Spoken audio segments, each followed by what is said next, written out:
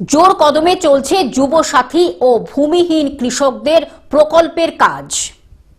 রাজ্য সরকার মমতা বন্দ্যোপাধ্যায় যুবক যুবতীদের জন্য যে ১৫০০ টাকা প্রতি মাসে যুবসাথী প্রকল্প ও ভূমিহীন কৃষকদের জন্য প্রতি বছর ৪০০০ টাকা করে দেবে বলে ঘোষণা করেছেন। আর এই প্রকল্পে উপভোক্তাদের প্রচুর ভিড় লক্ষ্য করা যায়।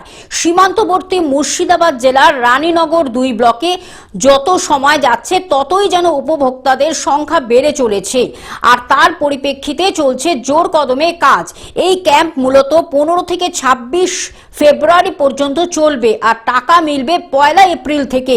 এছাড়া এই প্রকল্পের বাইরে কৃষক বন্ধু, PM কিষাণ, লক্ষ্মী ভান্ডার, বাংলার বাড়ি ইত্যাদি প্রকল্পের কাজ চলছে জোর কদমে, যাতে কোনো উপভোক্তা তার পাওয়া অধিকার থেকে বঞ্চিত না হয়। মুর্শিদাবাদ থেকে পার্থ মণ্ডলের রিপোর্ট, গ্লোব নিউজ। এখন থেকে গ্লোব টিভি দেখুন আপনার স্মার্টফোনেও। গুগল প্লে স্টোর অথবা অ্যাপল স্টোর থেকে ডাউনলোড করুন গ্লোব টিভি লাইভ অ্যাপ। এছাড়া জিও টিভি অ্যাপ থেকে দেখুন গ্লোব টিভি লাইভ।